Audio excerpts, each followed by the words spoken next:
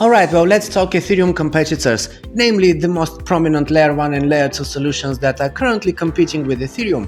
I'll keep it short, so buckle up. This is today's deep dive episode of Crypto Corner. Let's get started.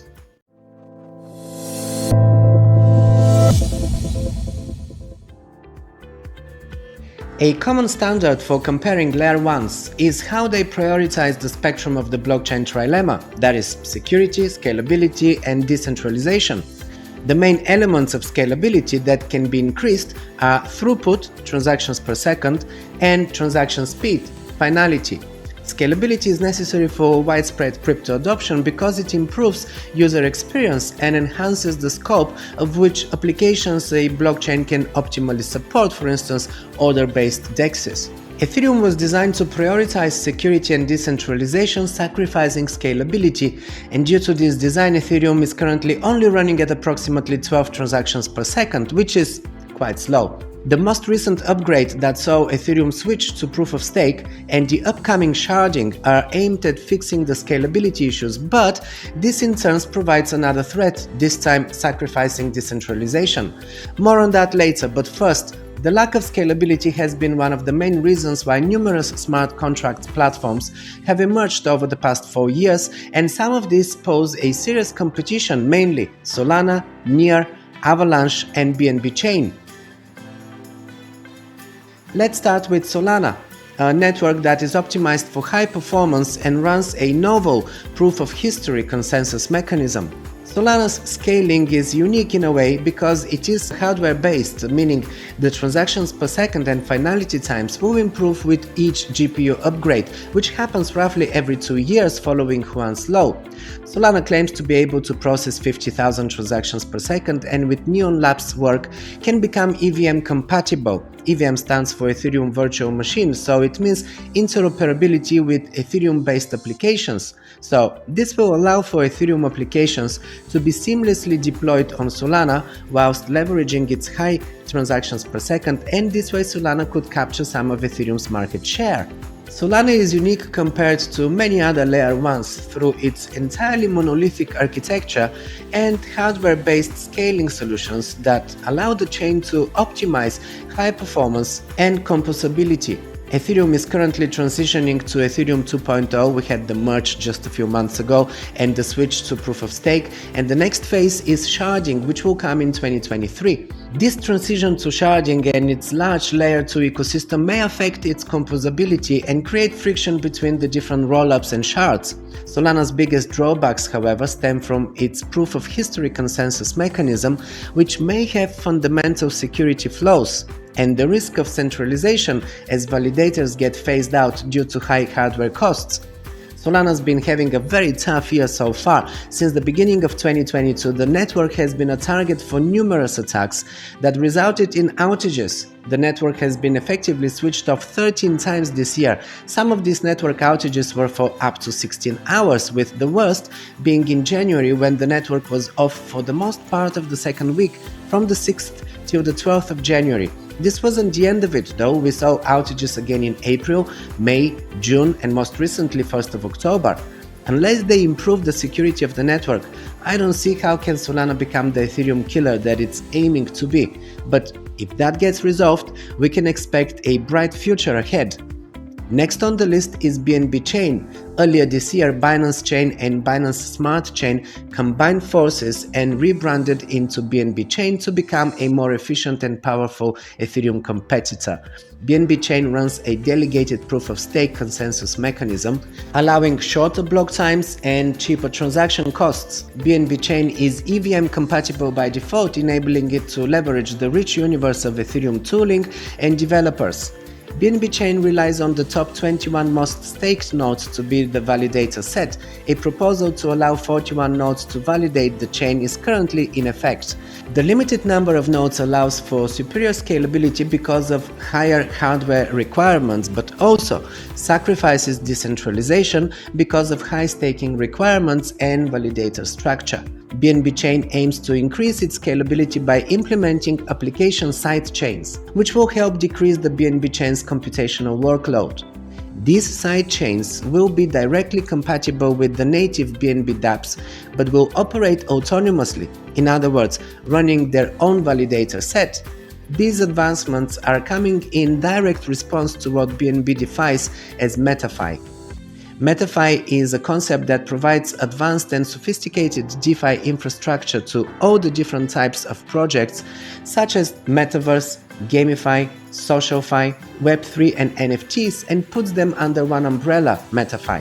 So far, the Binance application sidechains testnet is home to Seller Network, Anchor and NodeReal.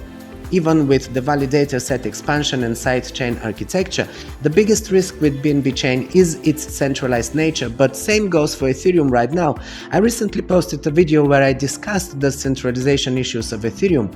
These are even more obvious now after the merge, as the majority of the blocks are now being validated and produced by only 4 nodes. This may change in the future, but it is a big problem as of right now.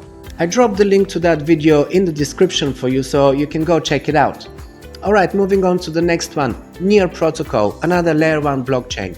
It runs a sharded proof-of-stake consensus mechanism, and NEAR's nightshade design introduces the idea of dynamic resharding, adding or removing shards based on network demand. This design incentivizes and optimizes scalability. Unlike Solana, NEAR has already integrated EVM compatibility through Aurora, allowing developers to run Ethereum dApps on NEAR. This is a legitimate Ethereum competitor because of its high throughput, superior user experience, and implementation of a native algorithmic stablecoin, USN.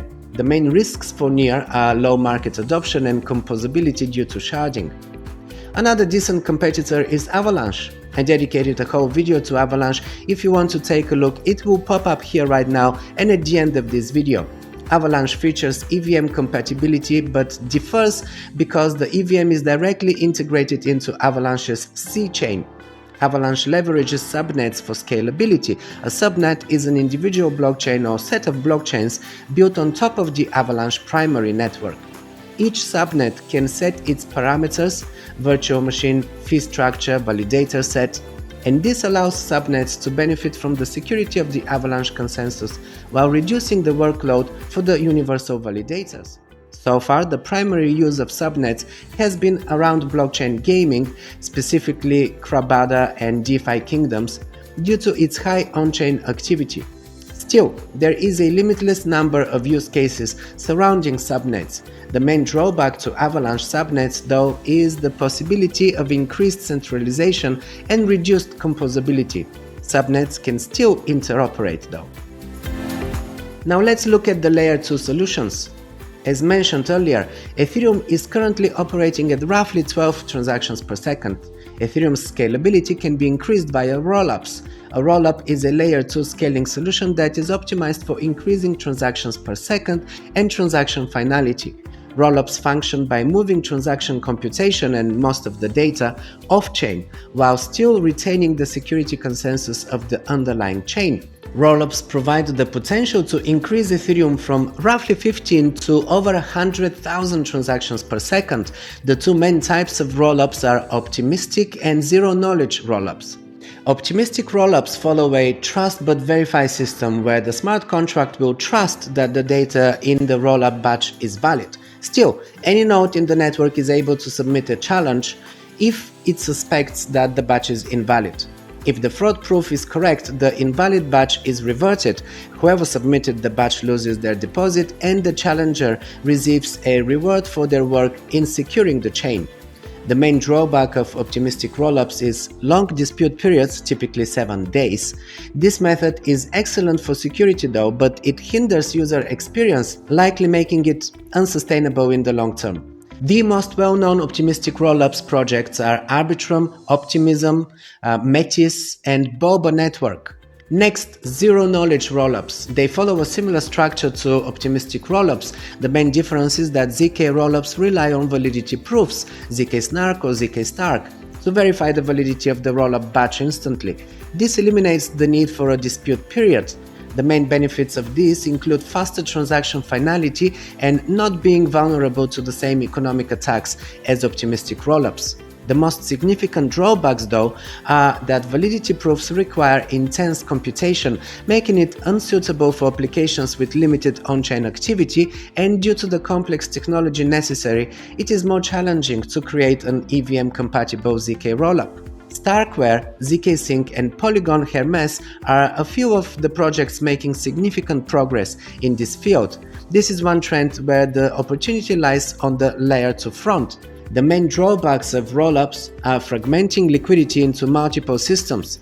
Layer 1 and each Layer 2 have their own liquidity, also decreasing composability and the data availability problem. Both ZK rollups and optimistic rollups require data availability to function correctly.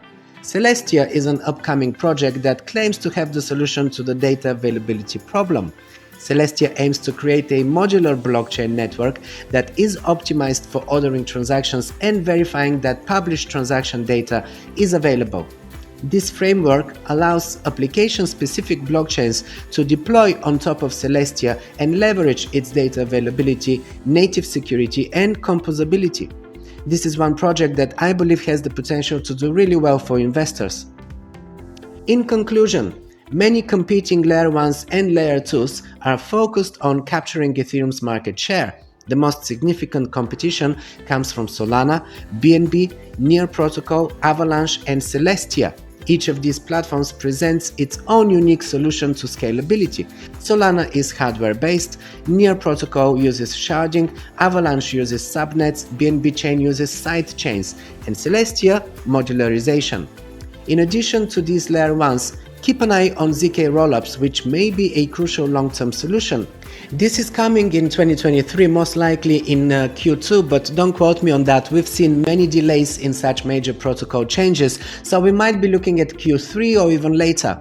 Although it is difficult to say what the future holds, there is increasing evidence that it will be multi-chain, with competing Layer 1s and Layer 2s carving out their niches by implementing unique architecture and scalability solutions. Hence, we are also seeing infrastructure plays like Layer 0 and Axelar that are focused on allowing these isolated Layer 1s to communicate and interoperate with each other, which is another trend that investors should be excited about. So, this concludes today's deep dive into Ethereum's main competitors. Take a look at my video about the centralization issues that Ethereum faces, especially since the merge, or check out my videos on Solana or Avalanche. You will find all of these linked in the description below, and don't forget to leave a like and a comment. Let me know if you have any questions or suggestions for me. Did you know that using Brave browser not only blocks all ads, cookies and other unnecessary clutter, makes your web surfing faster and safer, pays you in cryptocurrency, but also it offers an integrated VPN service, a Web3 in-browser wallet, and I particularly like that I can customize my news feed, and in the most easy and quick way. I just click here and I select the news sources manually. Thus, I eliminated all of the noise from all mainstream outlets, and I selected only financial and crypto-centric outlets, so I can focus on these news that directly affect my investments and that help me handle my portfolio better. If you're not using Brave browser yet, you're missing out on the best web experience, I swear. Take a look, my invite link is in the description below. Thanks for watching, and I'll see you in the next one.